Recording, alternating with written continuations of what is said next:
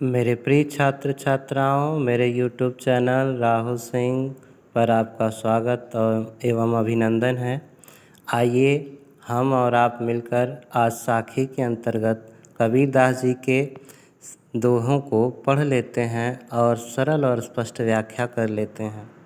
तो आइए आज के दोहों को हम प्रारंभ करते हैं सस्वर पाठ के साथ।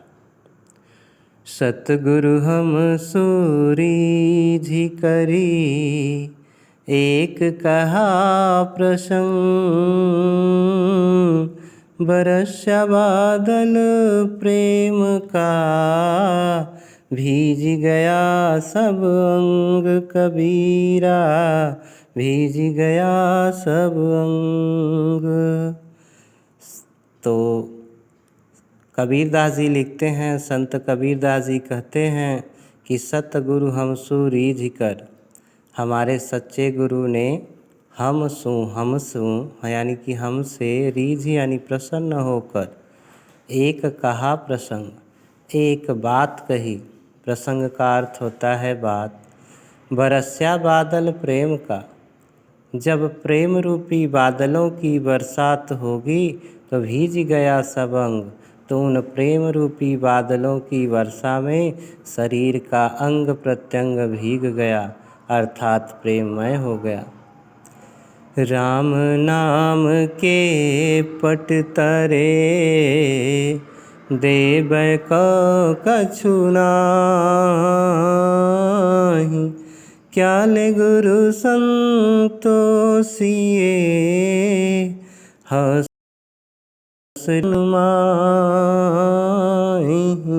हंस रही मन माही। तो संत कबीरदास जी दूसरे दोहे में कहते हैं कि राम नाम के पट तरे, पट तरे का अर्थ होता है समतुल्य या बराबर या बदले। कहते हैं मेरे सच्चे गुरु ने मुझे राम नाम रूपी धन दिया, उसके बदले में देबै को कछु नाहि, मेरे पास उन्हें देने के लिए कुछ भी नहीं। क्या ले गुरु संतोषिए, क्या ले गुरु संतोषिए, हंस रही मन बाई। हंस का अर्थ होता है अभिलाषा या इच्छा। मन माही, माही यानी मेरे मन में यही जिज्ञासा, यही इच्छा होती है कि क्या ले गुरु संतोषिए, हमारे गुरु क्या लेकर संतोष करेंगे। ज्ञान प्रकाश्या गुरु मिल्या, सो जिनि बिसरि जाई, जब गोविंद कृपा करी, तब गुरु मिलिया कबीरा, तब गुरु मिलिया। तो तीसरे दोहे में संत कबीरदास जी कहते हैं कि ज्ञान प्रकाश्या गुरु मिला, जिस ज्ञान के प्रकाश से गुरु के दर्शन हुए अर्थात गुरु की प्राप्ति हुई, सो जिन बिसरि जाए, तो उन गुरुजनों को हमें बिसर भूलना नहीं चाहिए। जब गोविंद कृपा करे, जब उस ईश्वर की गोविंद की कृपा होगी अर्थात कृपा दृष्टि हमारे ऊपर बनी रहेगी, तब गुरु मिलिया आए, तभी हमें उस गुरु के, उस परम ब्रह्म के दर्शन हो पाएंगे अर्थात उनकी प्राप्ति हो पाएगी। माया दीपक नर पतंग, भ्रमि भ्रमि वै पड़ंत, कह कबीर गुरु ज्ञान थैं, एक आध उबरंत कबीरा, एक आध उबरंत। माया दीपक नर पतंग, संत कबीरदास जी ने इस संसार को माया रूपी दीपक बताया और मनुष्य को, नर यानी मनुष्य को कीट पतंगे के समान बताया। उन्होंने कहा इस संसार रूपी दीपक के सामने मनुष्य रूपी पतंगा भ्रमि भ्रमि वै पड़ंत, इस संसार के आकर्षण में भ्रम में पड़कर इवै यहीं पर पड़ंत पड़ा रह जाता है।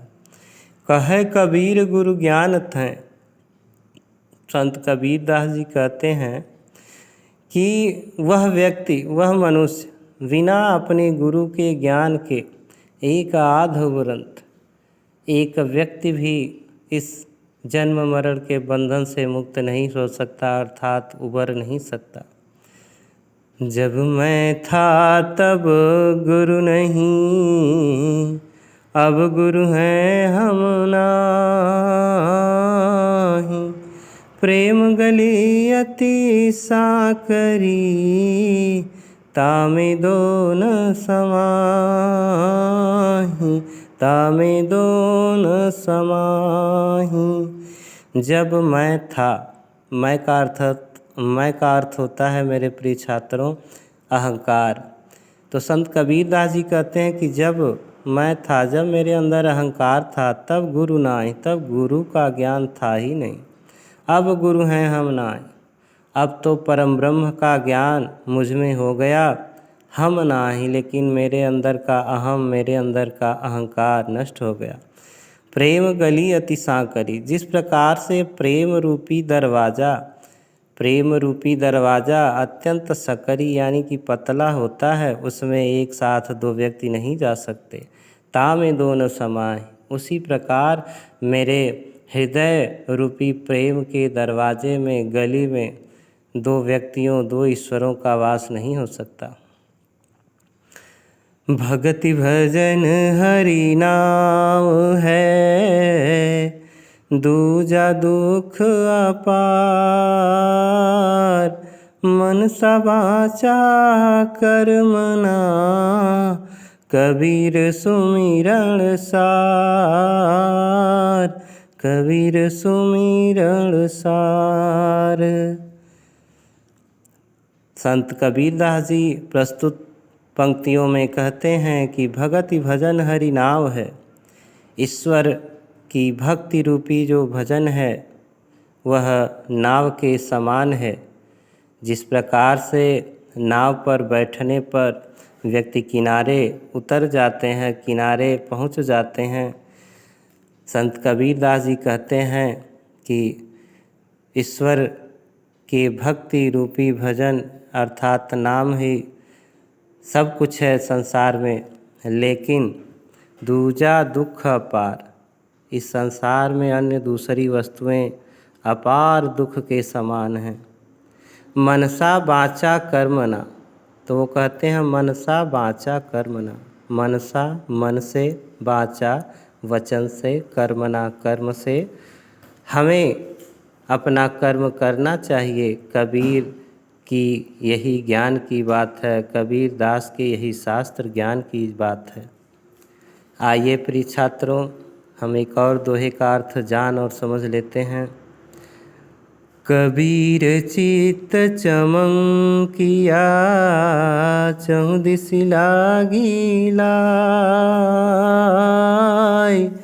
हरि सुमिरण हाथू घड़ा, बेगे लेहूँ बुझाई, बेगे लेहूँ बुझाई। संत कबीर दास जी कहते हैं कबीरा चित्त चमंकिया, चहुँ दिसि लागी लाई।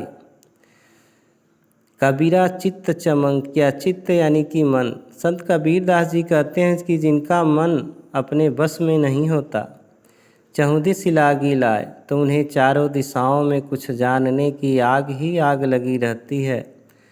संत कबीर दास जी कहते हैं उस अग्नि को बुझाने के लिए हमें हरि सुमिरण हाथों घड़ा, ईश्वर रूपी, ईश्वर का स्मरण करके ईश्वर रूपी घड़े को हाथ में लेकर बेगे लेहूँ बुझाए, शीघ्र ही उस अज्ञानता रूपी अग्नि को बुझा लेना चाहिए, अर्थात उस ज्ञान को ग्रहण कर लेना चाहिए।